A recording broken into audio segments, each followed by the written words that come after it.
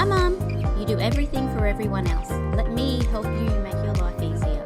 Quick, short information to make you empowered and remind you why you are so important. Because if you don't know what's on the menu, how can you choose what's right for you? Hi, I'm Aline, Director of my private practice Supportive Therapy, an everyday Aussie mum trying not to lose my biscuits and my kids. As a mental health professional, I'm here to share my secrets so no other mother feels alone or powerless. Knowledge is power, and I want you to be powerful. Think of it like I'm your mindset coach through all of this. Everything is backed by science and psychology. I believe in you, and I want you to be the best version of yourself. To be happy and feel in control, you need to be mentally strong. Hello everyone, welcome to today's podcast. My name's Alina Bishop, and today we're going to be talking about spiraling. You know when you mentally spiral, ruminating, all the chatter, the obsessive thoughts, sometimes they just go around and around and around. Sometimes with clients that I speak with, it can be associated with anxiety. And so, you know, like a cyclone where it becomes like category 1 and then category 2 and then category 3. And in the beginning, like it's a threat, but it just keeps getting bigger and bigger and bigger, and how awful it can be. And I think all of us can be prone to this ruminating, overthinking everything, and then once the train has left the station, there's like no stopping it. So in this episode, I want to help understand the basic principles of the chatter in my head, or the noise or the thoughts, why it's there, how it impacts our kids, and then obviously some amazing strategies from different psychological viewpoints that can actually help me understand how to get control over this rumination, which is really, really interesting, and it's so important for everyone to kind of get a handle of. Mental health is so important, and sometimes when it feels like you don't have mental health, you don't have anything. Feeling like a hot mess, you know? Especially end of year, everything's blowing up, we're all tired and cranky. So anything that can kind of help us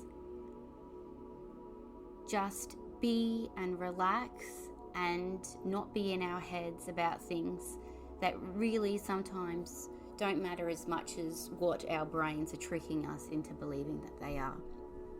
So with mentally spiraling, otherwise known as ruminating, obsessive thoughts, and some people even call it chatter, the chatter in my mind.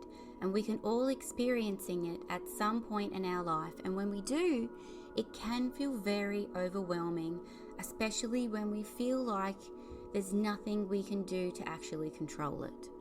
Now, this can become intensified when we are triggered, feel like we are not being heard, or similar patterns of behavior keep happening and we feel like we don't have a say in the situation anymore. When we feel like someone's doing us wrong and we don't have a voice, or even if we're one of those people pleasers or hashtag good girl syndrome. So when we feel like we have lost a sense of control, we need to find a way of gaining back that control over ourselves, because really in life we are the only things that how we can control how we react, respond, what our bodies are, because there's always going to be chaos and turmoil. There's always going to be moments of peace, but understanding that we are the ones that are in control of ourselves. So this is how sometimes with all of this negativity, the patterns, feeling the injustice, or we don't are heard the way that we should be, this can be how the chatter can start. And so then we can end up replaying different scenarios over and over in our minds. The different outcomes. I wish I'd said this, if only I'd done that, then maybe they would do this, awful. It's like the same negative thoughts keep playing over and over and over. I'm exhausted. I hate ruminating. And ruminating, from a psychology perspective, it's like getting stuck in a thought loop. It's when your mind keeps replaying the same thoughts or the same worries over and over again. So imagine like you have a song stuck in your head and you can't stop thinking about it. Technically, when you have a song stuck in your head, it's called an earworm, okay? Ruminating is a little bit like that, but with your thoughts and your feelings. So when you ruminate, you might actually dwell on something that has happened in the past, like a mistake you've made or something that's embarrassing. Honey, I do things that are embarrassing all the time. So you keep going over it and over it in your mind, thinking about what you should have done differently, what I wish I did differently because of that humiliation, the embarrassment, how people have reacted or responded to us. Or you might even worry about the future, thinking about all the what ifs, all the worst case scenarios, all the contingency plans for everything. And it's difficult with mums and babies because obviously mums have this mother bear syndrome, but mother bear instincty to protect. And if when our children are younger, or not even younger, but have gone through something negative, something traumatic, something awful, or even ourselves, that mother bear wants to protect, overreact, and prepare for any catastrophe because I never want to be vulnerable like that previous experience again. And this can be really difficult with ruminating because situations that haven't even existed anymore, I already have 1,000 options about different situations which could happen.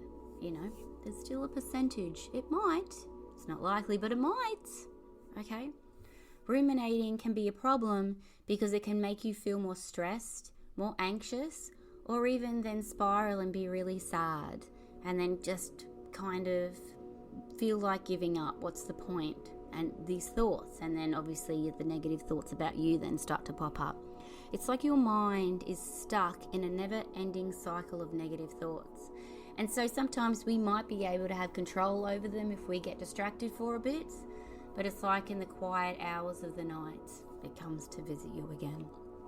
It's essential to recognize that when you're ruminating and trying to break out of that thought loop, by focusing on something else or talking to someone you trust about your feelings. So these can obviously be little tiny ways to help manage your thoughts and emotions better and to feel more at ease. So I think we've all kind of been here. And if you haven't, you're amazing. But I'm sure that you've been aware of someone that does. And all you want to say to them is just stop thinking about it. Ruminating actually hurts our mental health.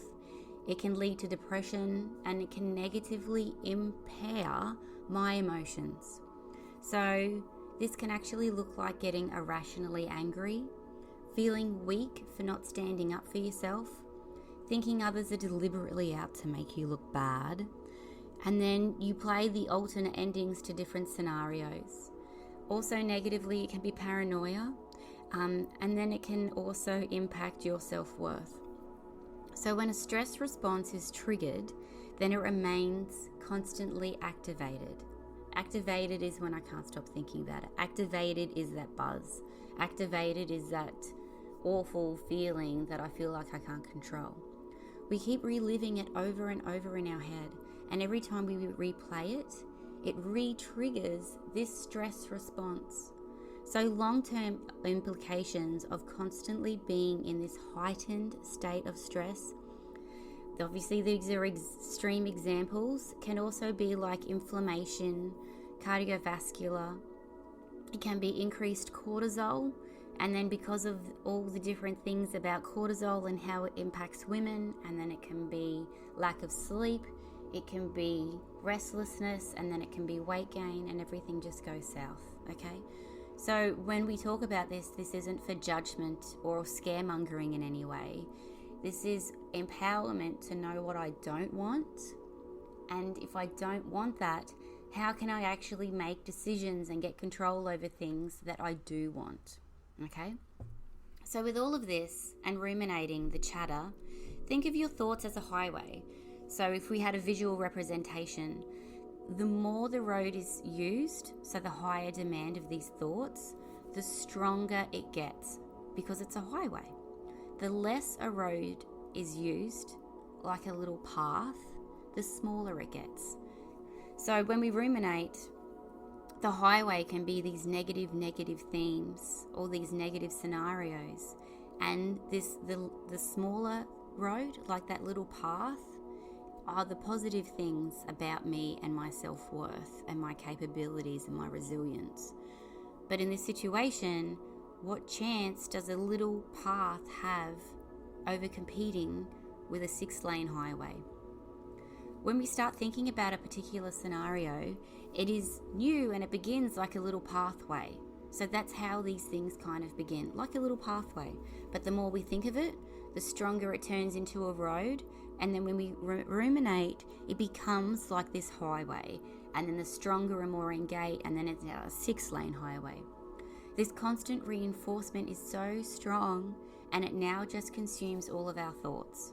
So all of those lovely little positive things that we used to think, all those positive self-esteem, belief in ourselves, our decisions, can now be thought of into this little pathway. So this is why it can be really hard to be rational when we have been spiraling for a really long period of time. So your spiraling thoughts are like a highway, and we need to turn them back into a little pathway. So I hope you can understand that analogy, but that's essentially neuroplasticity. So neuroplasticity, to explain it really simply, as if I was talking to a 15-year-old, right? Neuroplasticity is like your brain's superpower to change and adapt. Sometimes we think, well, this is it, but it's not. Neuroplasticity is evidence that our brains can change the way we desire them to. Neuroplasticity is the ability of your brain to reorganize itself, to grow, and create new connections between brain cells. So think of your brain like a big puzzle made of tiny pieces. So when you start to learn something new, like playing a musical instrument or mastering a video game, your brain pieces can rearrange to make you better at it. So it's like a muscle that gets stronger with exercise. And when you practice or learn new things, your brain changes and becomes better at those activities. So even when you've had a tough experience or an injury, your brain can find ways to heal and work around it by creating new pathways. So this is essentially me giving you hope. Hope that things can change. Hope that I can get back control. Hope that I'm going to turn this bloody highway into a little path. Okay? Now, interestingly, ruminating can affect both men and women, but research suggests that it might be more common in women than men. So this gender difference in rumination has been observed in different various studies. So one reason for this difference might be related to social and cultural factors. So women in many societies are often encouraged to express their emotions and discuss their feelings, which can then sometimes lead to more rumination. It can also be that women culturally want that collective belonging, and we want that people pleasing, and we want to be able to be seen in a favorable light. So if we're perceived that someone hasn't looked at us favorably, or we perceive that we've kind of done something wrong, it can kind of then start that ruminating again, because I wish I'd done that. I wish I was accepted. I wish they didn't, say that bloody comment to me. So men, on the other hand, may be socialized to suppress their emotions and not to talk openly about their feelings. This doesn't mean that men aren't immune to ruminating, but they might be less likely to engage in it openly. So it's really important to note that individual difference may play a significant role, and not all men or women will experience ruminating in the same way. But this is just understanding that sometimes for women, understand and get it more often than if you talk to your partner about it, and they'll be like, just don't think about it. And you're like, it's not that easy because it's a highway. So then if you were thinking as well, if your kids can learn this naturally, or do they learn it from their caregivers as a learned behaviour? Yes, children can indeed learn this model, this ruminating, as a coping mechanism from their parents or caregivers. So children often look to their parents and other significant caregivers as role models as to how to handle and cope with various emotions and stresses in their little lives. And obviously you're looking at a kid and you're like, how stressful can that be compared to mine? But in their little world, that's their world. And if something's stressful for them, it's stressful for them. It might not be stressful for you because you're on a completely different level, but for them in their world, it's awful and it's stressful. So if parents frequently engage in ruminating or have maladaptive ways of coping with stress, so we have adaptive ways which are healthy, and then maladaptive ways are undesirable. So when we have maladaptive ways of coping with stress, their children may observe, learn, and then model these similar patterns of behavior. Okay? So here are some ways in which children can learn ruminating as coping mechanisms from their parents or caregivers. Number 1, observational learning. So children can pick up behaviors and coping strategies by watching and imitating their parents. So if a parent tends to ruminate or dwell on negative thoughts, children might do the same when we are faced with similar challenges. This is really interesting because you think of yourself when you were little. If you actually ruminate a lot, not even thinking about your child, but thinking of yourself as a child. Crazy, right? Number 2, verbal communication. Parents may verbally express their worries, anxieties, or rumination tendencies in front of their kids.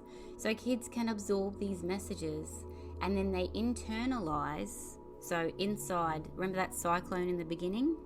Internalize similar patterns of thinking. Number 3, emotional atmosphere. You know the vibe? The emotional climate at home can influence how children can actually cope with stress.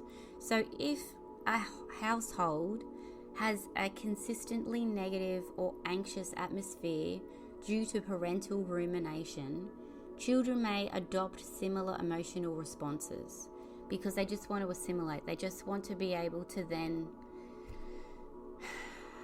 It's like everyone's walking on eggshells, isn't it? And everyone accidentally gets triggered. And then everyone kind of then is yelling at each other. It's like a really uncomfortable situation to be. And if we're all in it, it's all then we all feed each other. And then we all feed off each other. When really, this is why mums are so important. If we can understand how to help mothers, then when the mother's right, when the mother's got a good sense of understanding about control her mental health and her behavior, it can then have really positive impacts with the family. But if there's stress everywhere, if it's like an unusually toxic environment, or if it's just a constant buzz, it's really stressful and it's really awful and we don't know how to cope, but we all kind of end up then doing the same thing. There's this amazing saying that I love, and it's children who were raised in chaos as adults are uncomfortable with peace. Yeah, it's huge. And then number 4, reinforcement. Parents' reactions to their own kids' behavior can also shape coping mechanisms. So if parents inadvertently reinforce rumination by providing attention or support when their kids ruminate, it then encourages or positively reinforces this behavior. And so then that's what they feel like, I need to do this more because this is how I get the attention from mum. Because if I do this, she doesn't notice. And if I do that, she doesn't notice. But when I do this, she's here, you know? So obviously it is essential for parents and caregivers to be mindful of their own coping strategies. But if we don't have them, what do we then lean on? This is why you come and visit me, okay? Understanding as well with these coping mechanisms, there are several ways to be able to do this, to get back control, to feel like how I can have a choice over my own reactions, response, my own body, my own brain, my own mind. So obviously finding what works for you is so beneficial, because once you know it works, you can use it immediately. So it can be really difficult, this whole experimenting phase, but once you go through all these avenues to reduce that highway into the path, once we know what works, that can be our go-to, and then it can positively reinforce that I can do this, okay? So firstly, interrupting the thoughts when we realize I'm doing it again, okay? So if we interrupt your thoughts, just say you catch yourself in that thought loop, thinking about your mother-in-law, then what you can do is you interrupt it. You go, Alina, stop it. Stop thinking about it. No more, okay? It can also then be mindfulness. So when I can feel this ruminating, where am I actually feeling this discomfort in my body? How is my heart rate? Is there an immediate threat around me? These thoughts are harming my mental health. So take a deep breath, Alina, and focus on something that you can control. Now, if you can almost remember this as a script, where am I feeling this discomfort? How is my heart rate? Is it actually an immediate threat? These thoughts are harming my mental health. Take a deep breath. Exhale for 8 seconds and focus on something that I can control. I can control my breathing. I can control doing something more constructive in this moment. Okay? You can set new goals. You can be more assertive. You can be more compassionate. You can be more empathetic, and then focus on the things that you can change. So if you ruminate that I'm so upset that every time I'm in this situation I never say anything, and that's what you're actually ruminating of. So what's my new goal? When I feel this way, I actually want to be more assertive and stand up for myself. Okay? How could I do that? Let's practice on our own with those scripts, and then when a situation arises, be more assertive. Be proud of yourself, and then afterwards, or after the situation where you would normally be ruminating, switch that rumination from criticism to positive self-worth about you did it. You might not have done it perfectly, and it might not have gone the way that you wanted, but at least you did it, okay? Another little tip is question your thoughts. Did they really mean it in that tone? Why do I always think everything's about me? Were they actually having a bad day and snapped at you by accident? What's the truth? Do you really believe what you were thinking, or is your anxiety catastrophizing? Okay? Don't believe everything you think. How can we then challenge ourselves? Another one is understand your triggers. If you can understand your specific trigger, you can understand why you're upset, and then that gives you a sense of control over we'll go into trauma stuff later, but that's obviously your trauma response, your triggers. But if you can understand your specific one, we can then go down the path of how to manage everything for a mindset growth. So understand what triggered you, who triggered you, and why. Finding new ways to manage when you feel triggered again, because inevitably in life you can't avoid everything. You're always going to get triggered. So how can I manage myself and my triggers so that it's not painful constantly? Keeping calm, using your words to express yourself in a healthy way, rehearsing a new desired reaction when you are triggered. Another one is increasing your self-esteem. So this is huge. If you have your own back, you don't need anyone else to have it for you. So when you have a positive perception of yourself, and if you're actually content with who you are, it can then make you feel secure within yourself. So it's easier to not let others bother you. Because if you are proud of yourself, and if you're content with yourself, if you actually enjoy being in your own company, others' opinions don't actually seem that important anymore. Okay? That's a huge goal to have in life, because when you don't actually care about other people's opinions, whether they're positive, negative, or neutral, and I only actually care about my own ethics, values, and morals, and if I'm aligning with my authentic self, it's like the greatest freedom that anyone could ever give you. It's like a gift, okay?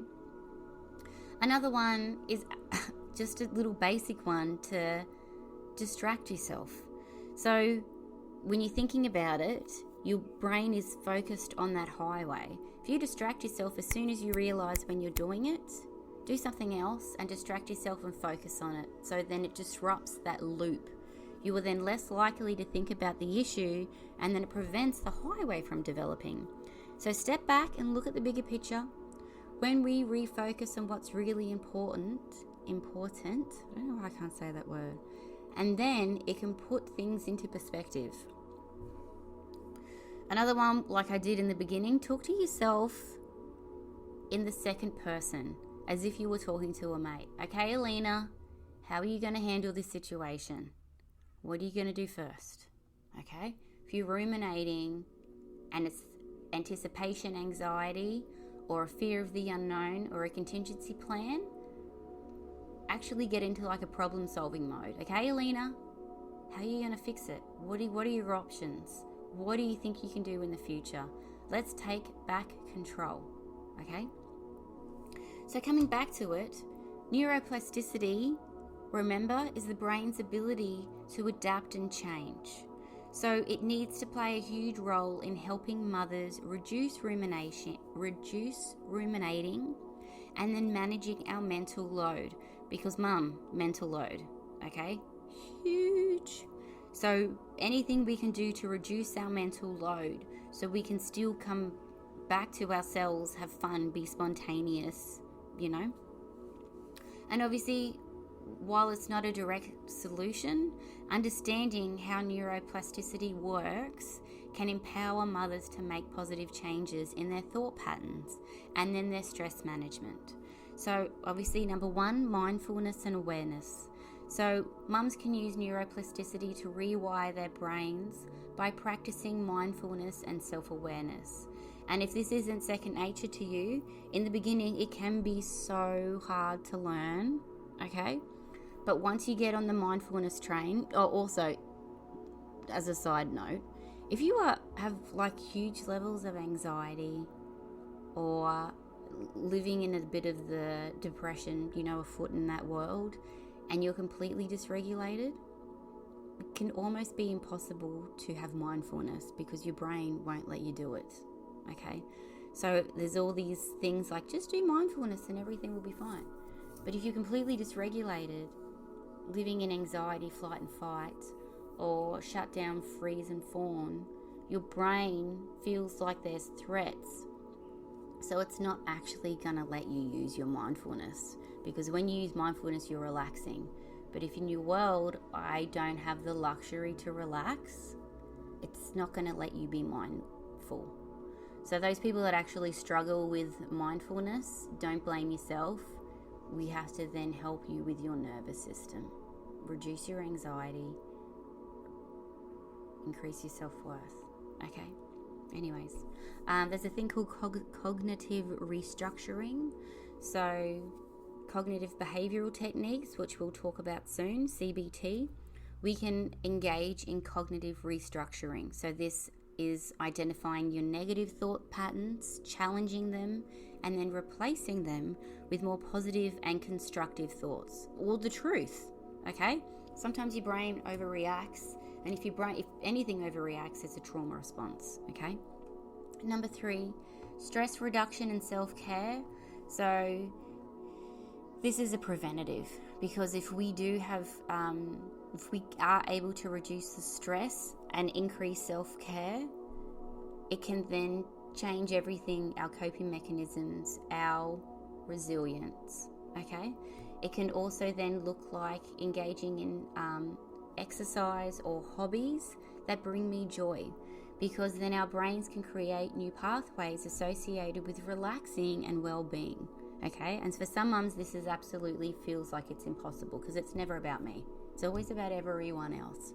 So how can I actually incorporate this in my life without mum guilt, okay?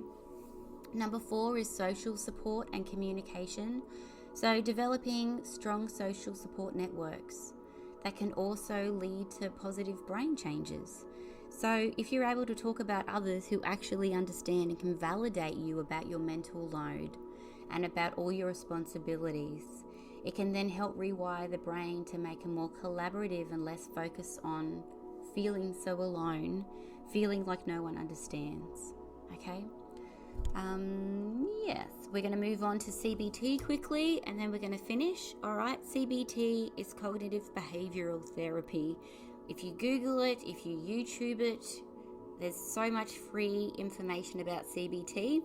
I don't mind CBT, but for me, especially with women, even though it's nice and logical to say that I can have that control over my thoughts and my behaviors, it's actually about the emotions associated and our trauma and triggers associated.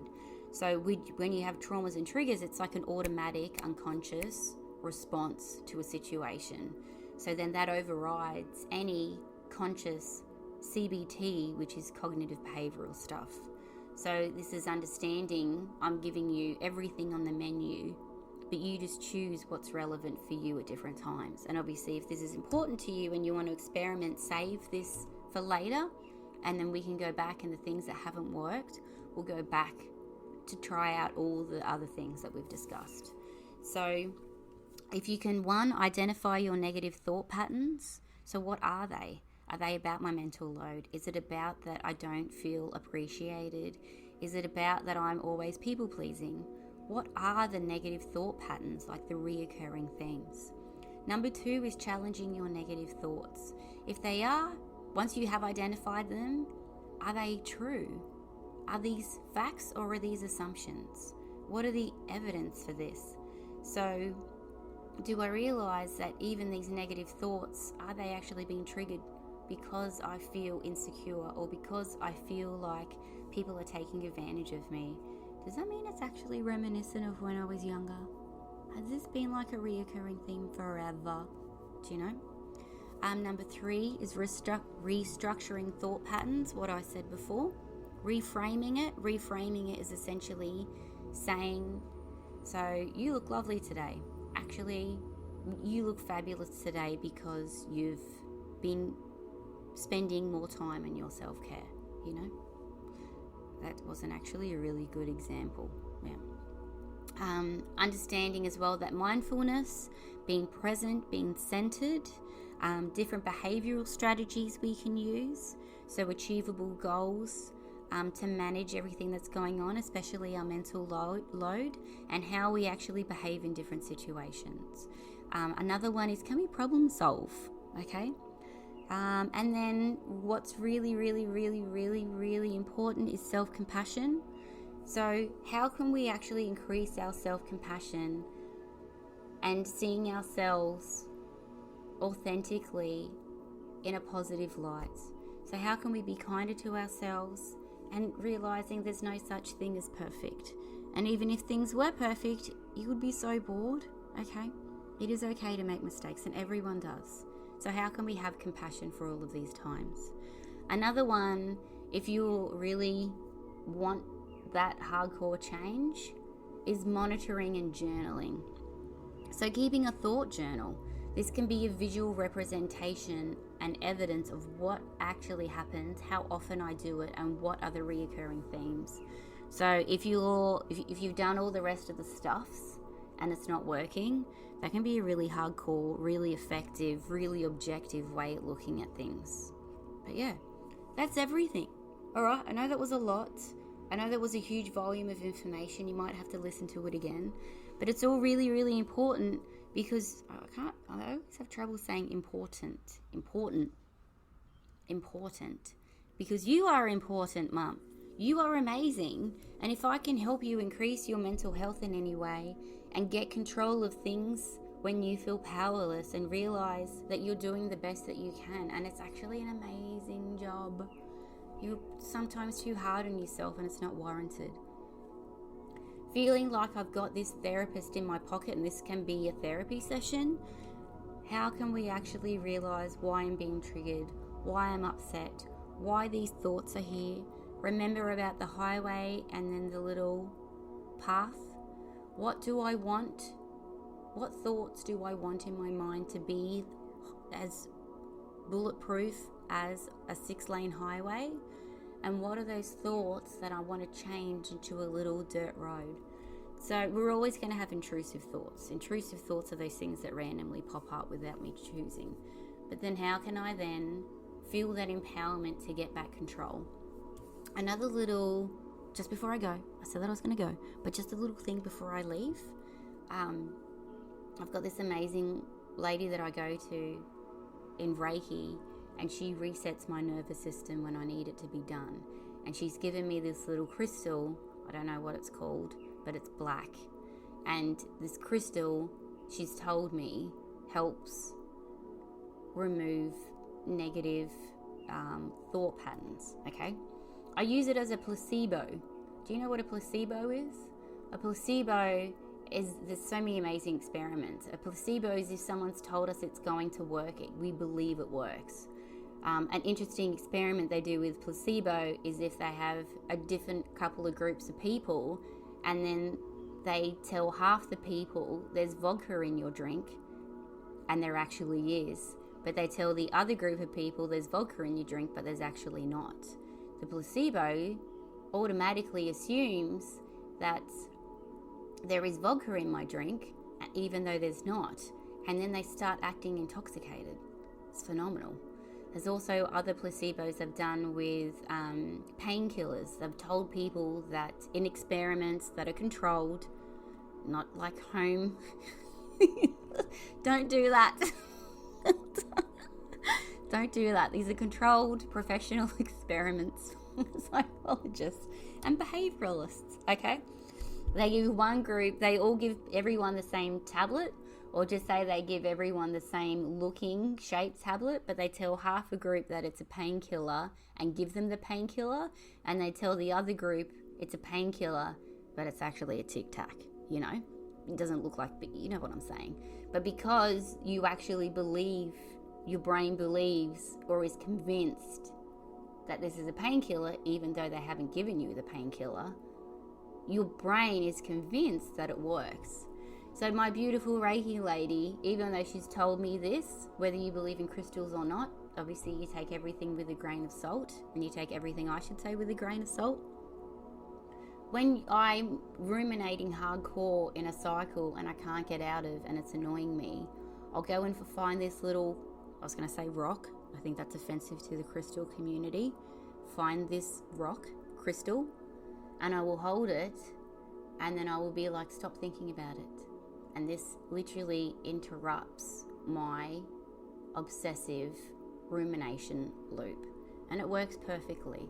And this is this thing with experimenting, with I mentioned in the beginning, with what works for you and what doesn't. And out of all the stuff that I've told you today, this little rock crystal actually does the world of wonders for me, because it helps me realize that I don't want to, I'm choosing not to think of this. This is annoying and I don't like it, and I'm choosing I don't want to. I'll focus on the rock, the crystal, whatever it is, you know. Anyways, I'm pretty sure you're sick of me rabbiting on. That's what women do. That's what mothers do. Rabbit on. We just want to make sure you understand every single point that I want to give you. And there's one more point just to, bring the message home. Okay. Have a lovely day.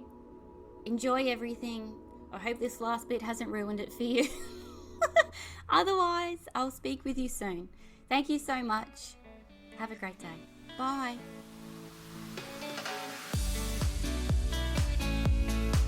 If you're hearing this message, you've listened to the entire podcast, and for that, I would like to thank you for your support. So you can find me on Instagram or Facebook at supportivetherapy_, and then you can find heaps of free resources online at www.supportivetherapy.com.au. So if today you did find my information useful, please leave a review and subscribe. By leaving a review, it's a value exchange. It's good karma. So I value your support just as much as you value my free information. And if you liked it, other mums can like it as well, hopefully, and then it can hopefully start a huge movement of people valuing mothers the way that they need to be valued. So please feel free to let me know what topics you would like to see in future episodes. Always feel free to get in touch with me in the comments. Otherwise, follow me on Supportive Therapy social media networks. Thank you so much for your time, and have a wonderful day, you beautiful mum.